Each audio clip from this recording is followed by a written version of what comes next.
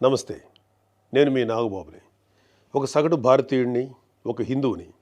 అదేంటి మీరంతా నాస్తికుడు అనుకుంటున్న నాగబాబు హిందువుని అంటున్నాడని అనుకుంటున్నారా?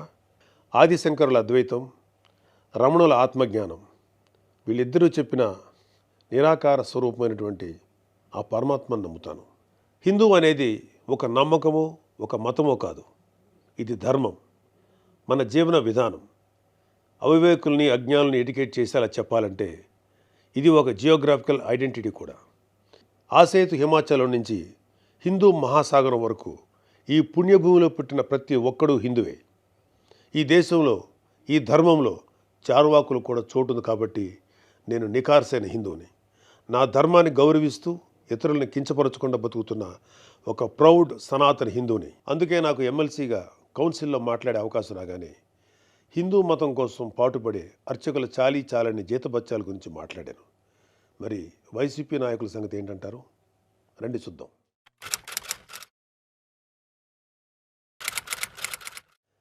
సెప్టెంబర్ 6, 2020 అంతర్వేది శ్రీ లక్ష్మీ నరసింహస్వామి వారి రథం దగ్ధమైన రోజు. రాష్ట్ర వ్యాప్తంగా ఉన్న హిందువులందరి మనోభావాలు దెబ్బతిన్న రోజు. అప్పటి వైసీపీ ప్రభుత్వం ప్రతిపక్షాల ఒత్తిడికి తలొగ్గి కేసుని సిబిఐకి అప్పచెప్తామని చెప్పింది. కట్ చేస్తే 2023లో ఒక హిందూ హక్కుల యాక్టివిస్టు ఆర్టీఐ వేశాడు. దానికి సిబిఐ ఏం సమాధానం చెప్పిందో తెలుసా? అసలు ఈ కేసు మేము టేకప్పే చేయలేదని చెప్పారు. మసిపూసి మారేడికాయ చేయడంలో ఎక్స్పర్ట్స్ అయినటువంటి ఒక్క వైసీపీ నాయకుడైనా దీని మీద మీడియాలో మళ్ళీ మాట్లాడడం చూసారా? అయినా వీళ్ళకి అవతల వాళ్ళ పర్సనల్ జీవితాల మీద ఉన్న ఇంట్రెస్ట్ మన హిందూ దేవాలయాల మీద ఎక్కడ ఉంటుంది?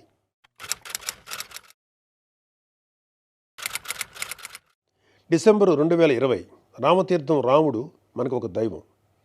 మహావిష్ణువు అవతారం మాత్రమే కాదు, అంతకు మించి. ఈ దేశం తాలూకు ఆస్తిత్వం రామకథలో ఉంది.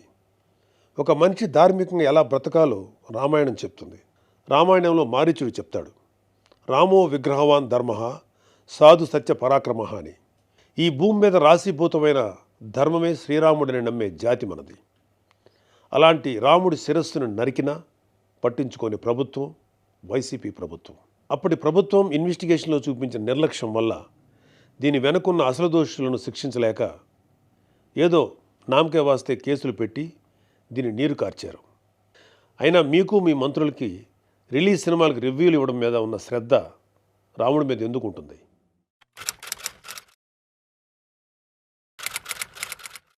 జనవరి 22, 2024 అయోధ్య రామమందిరం ఇనాగ్రేషన్ కొన్ని దశాబ్దాల సుదీర్ఘ న్యాయ పోరాటం తర్వాత, కొన్ని వందల మంది బలిదానాల తర్వాత హిందువులు కలల కన్నా రామమందిరం కల సాకారమైంది. దేశమంతా ఒక పండగలాగా దీన్ని సెలబ్రేట్ చేసుకున్నారు. మన రాష్ట్రం నుంచి పవన్ కళ్యాణ్ గారు, చంద్రబాబు నాయుడు గారు కూడా వెళ్ళి అందులో పాలు పంచుకున్నారు. కానీ ఈరోజు హిందువుల మీద ఎక్కడ లేని ప్రేమ వలకపోస్తున్న వైసీపీ నాయకుడు గారు కనీసం ఫార్మాలిటీకైనా ఒక ట్వీట్ కానీ ఒక వీడియో బయట కానీ పెట్టారా? పోనీ మీ స్టాండ్ ఏంటో ఓపెన్గా ప్రజలకు చెప్పే దమ్ము అయినా మీకుందా? మీకు వ్యతిరేకించే ధైర్యం లేదు. అలా అని అభినందించే సంస్కారం అంతకంటే లేదు. వెరసి మీ మనసులో హిందువుల మీద కుళ్ళు కుతంత్రాలు తప్ప ఇంకేమీ లేవు.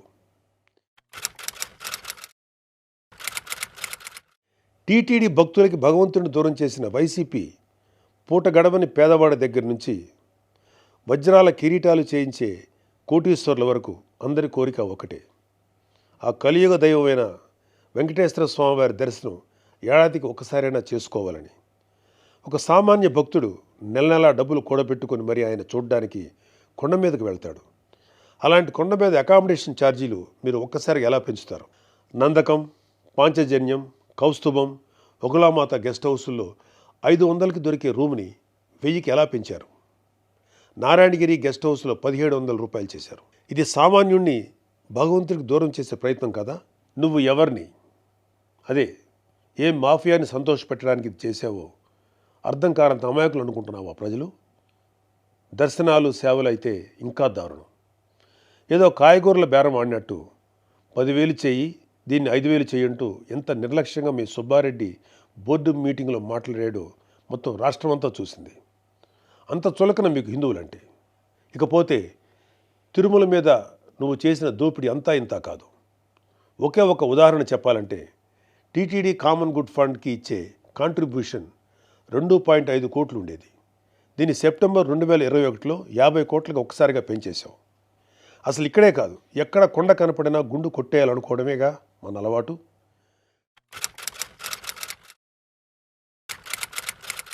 Declaration form. ప్రతి రిలీజియస్ ఇన్స్టిట్యూట్కి ఒక సాంప్రదాయం ఉంటుంది. దాన్ని గౌరవించడం మన ధర్మం. యుధా రాజా తదా ప్రజ అంటారు. నాయకులే రూల్స్ ఫాలో కాకపోతే ఇంకా ప్రజలు ఏం ఫాలో అవుతారు? అయినా బాధ్యత గురించి వైసీపీకి చెప్పడం చెవిటోడి చెవిలో శంఖం ఊదినట్టే. పవన్ కళ్యాణ్ గారు ఆయన కూతురు పొలినాని తిరుమల తీసుకువెళ్ళినప్పుడు ఆ అమ్మాయి మైనర్ అయినా కూడా ఒక గార్డియన్గా ఆ అమ్మాయి తరఫున డిక్లరేషన్ ఇచ్చారు. పవన్ కళ్యాణ్ గారి సతీమణి అన్నాగారు కూడా డిక్లరేషన్ ఇచ్చారు. ఇంత ఎందుకు, ఈ దేశ రాష్ట్రపతి అబ్దుల్ కలాం గారు కూడా తిరుమలలో డిక్లరేషన్ ఫామ్ పైన సంతకం చేసి అక్కడి నుంచి సాంప్రదాయాన్ని గౌరవించారు. నువ్వు కలాం గారి కన్నా గొప్పోడివా? డిక్లరేషన్ ఇవ్వకుండా వెళ్ళటమే కాక మీ మంత్రి వచ్చి ఆడి అమ్మ మొగుడు కట్టాడా తిరుపతి గుడి అని అంటాడా? అలా తలపొగురు మాటలు మాట్లాడితేనే జనాలు 151లో మధ్యన 5 తీసేసి 11 ఇచ్చారు. అయినా నువ్వు ఏమైనా మారావా? లేదు. డిక్లరేషన్ అడిగారు అని తిరుమల పర్యటన క్యాన్సిల్ చేసుకున్న చరిత్ర ఉంది. అయినా సెక్యులర్ ప్లేస్కి రిలీజియస్ ప్లేస్కి తేడా తెలియని నిన్ను ఎడ్యుకేట్ చేయటం మా వల్ల కాదు. ఇక ఫైనల్గా మన కల్తీ నెయ్యి వ్యవహారం గురించి చెప్పాలి. పాపం ఈరోజు డోస్ ఎక్కువైనట్లుంది. రేపు మాట్లాడుకుందాం. Stay tune.